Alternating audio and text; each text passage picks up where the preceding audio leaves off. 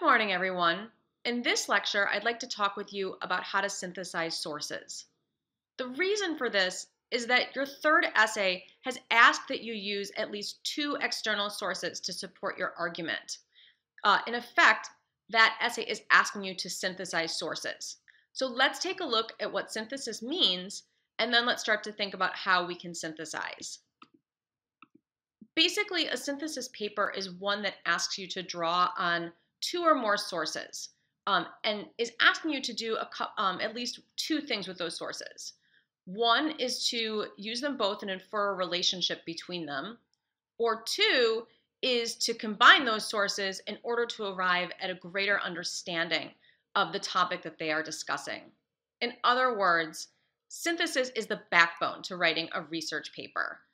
And it's one of the key things that you're going to be doing as an undergraduate at IUN or any other university. Your university professors, when they assign you research papers, really want to know that you can examine multiple sources, that you can handle all those sources, and that you can think about the connections between those sources in order to support your argument. So, how do you go about doing synthesis? Well, the sort of key to doing synthesis is that you use two sources and then you basically show how these sources connect to one another. And there's a couple of different strategies that you can use when you're asked to synthesize. The most straightforward strategy that you can use is to basically use one source per paragraph. So in your first body paragraph, you're going to include one source. In your next body paragraph, you're going to include another source. And you might use your transitional sentences between body paragraphs in order to show the relationship between the sources. And I'll give you an example. Okay, so what I have here is two paragraphs of a paper that I wrote about Jeff Sessions' comments last year about free speech. I'm going to read the paragraph and then I'm going to go through the pieces. What you're going to notice is that this is a paragraph that utilizes one source per paragraph. So here it goes. Jeff Sessions has disparaged universities as daycares for, quote, fragile egos, based on the belief that college students are snowflakes who have been so coddled that they are intolerant of any opinion that differs from their own. Research appears to support this characterization. According to C. Rampel, a nationwide survey found that college students are intolerant of free speech. When, quote, asked if it would be acceptable for a student group to use violence to prevent a controversial speaker from talking, 19% said yes, end quote. Such findings suggest that almost 1/5 of college students believe violence toward other people's opinions is justified. Next paragraph. However, these results deviate sharply from my experience working with students, and there is reason to believe that the survey itself may not be accurate. S. McLennan notes that, quote, the study was funded by the right-wing ideologue billionaire Koch brothers and conducted by a UCLA professor with absolutely no polling experience of any kind, end quote. In other words, the survey appears to have been designed to shore up conservative ideologies at the expense of undergraduate students. So there's my two paragraphs. What you'll notice is that I've used a different quotation per paragraph. In the first paragraph, I use this quotation from C. Rampel. And the point of that paragraph is to show how it is that basically that Jeff Sessions and other conservatives think about undergraduate students. In the next paragraph, I use another quote. This is one by S. McLennan, and that actually disagrees with the first quote. And then the key here is that I have created a connection between those two quotations by using a transitional sentence between a transitional sentence at the beginning of the new paragraph.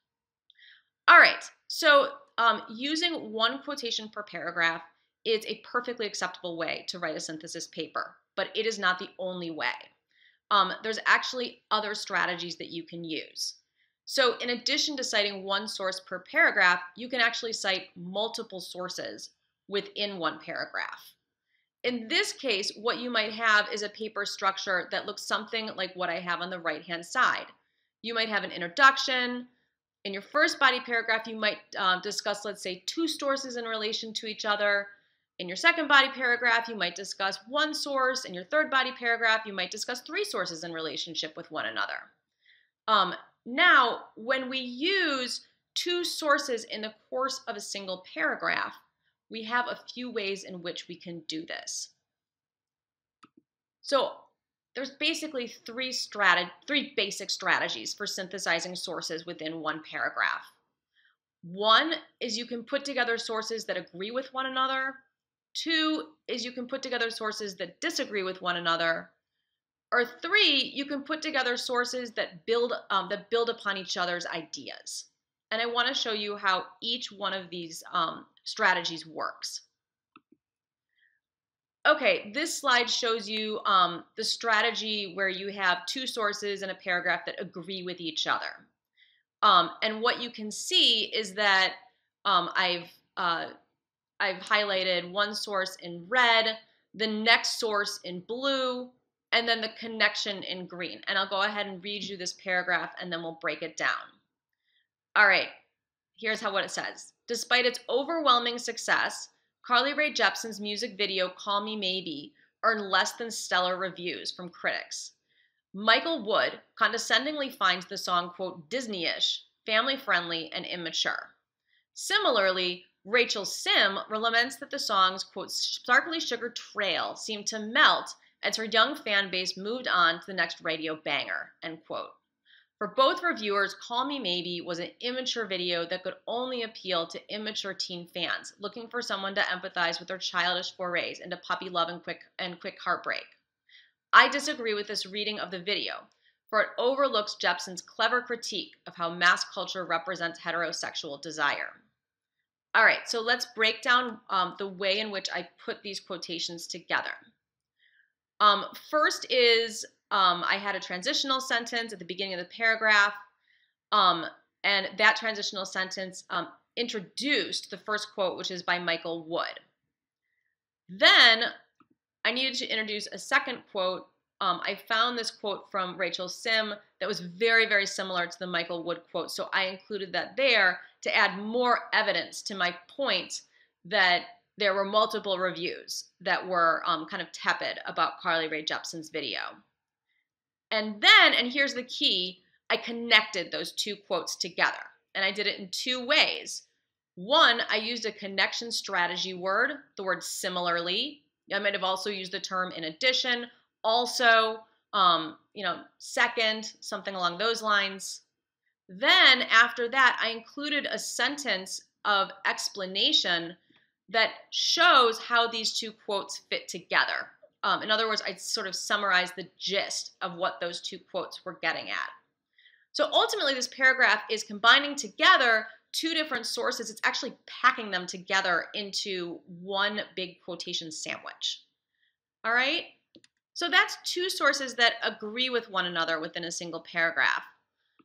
But I can also use two sources that disagree with one another within the course of a single paragraph. And that's exactly what I did in my first example, where I talked about Jeff Sessions. Remember how I had initially put it into two paragraphs? I could actually combine those into one.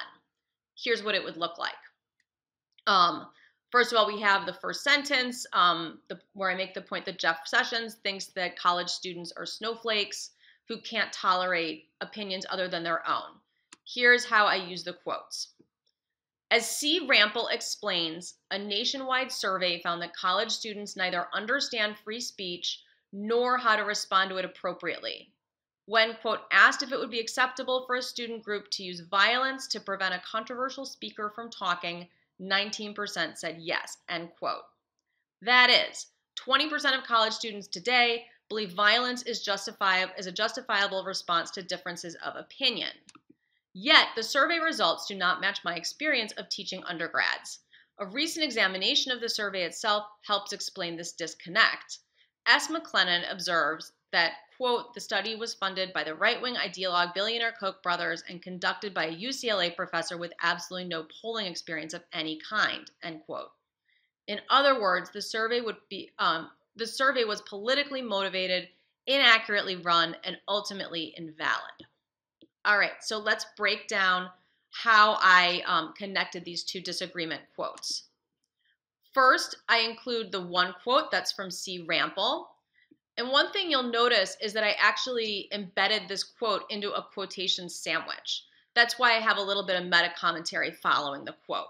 And the meta commentary is basically my analysis of the quote. You can tell it's meta commentary because I have the phrase there, that is. So that's quote number one. Then I include quote number two, which is by C. McLennan. I actually also embed this quotation into a quotation sandwich, and I've included another meta commentary after this quote. But, and here's the key piece, I connect the quotes together with a sentence that starts to explain their relationship. It's the sentence, yet the survey's results don't match my experience of teaching undergrads. Okay, so that is how you would combine into one paragraph two quotes that disagree with one another. But one thing that you might find is that when you're writing research papers, what you most often are doing is combining together sources that are going to just build on one another. They're going to add more information to a point that you're making, and that information is not going to be the same information. It's actually going to be information that's slightly different. So what you're doing is you're sort of accruing like more and more and more information to support your argument. And I'll give you an example of this. I'm going to read it. Is the paragraph on the right-hand side. This is actually part of a paper that I wrote. It's about using STEM coursework to engage students into becoming medical healthcare professionals. All right, so here it goes. Demographic shifts in the U.S. demand an expansion of a skilled medical workforce in the years to come. E. Gordon anticipates that as the baby boom generation retires, many jobs will remain unfulfilled. This gap is particularly acute in the medical community, as F. Mullen et al. Finds that a large proportion of doctors and nurses are nearing retirement age. One way to address this shortage is to expand efforts to recruit and retrain students who have traditionally been underrepresented in STEM fields. All right, so let's break this down. First of all, this was a research paper that I was writing that was looking at demographic shifts in the U.S. What I found were a series of quotes that all seem to build on one another. So here's my first quote. It's from E. Gordon. It talks about this problem that you've got baby boomers that are retiring. Second quote is from F. Mullen. It looks at one of the consequences of those baby boomers retiring. He's looking at a subset of baby boomers, those who are doctors and nurses. And here's the key for my synthesis paragraph. I include this small sentence that's connecting together these two quotes. In this case, it's actually not even a sentence. It's a clause that I use to add on to the next quote that I'm using. All right? So when you're synthesizing, whether you're doing it between different paragraphs or within one paragraph, the key here is that you have one quote or paraphrase, then you have the next quote or paraphrase, and you always include some kind of connection between the two of them. And that can be as simple as using one of your connector words. It can be as complex as creating a whole new sentence that explains that connection, and even possibly a sentence after those quotes that further explain the connection. Please let me know if you have any questions, and I look forward to talking with you on the discussion board.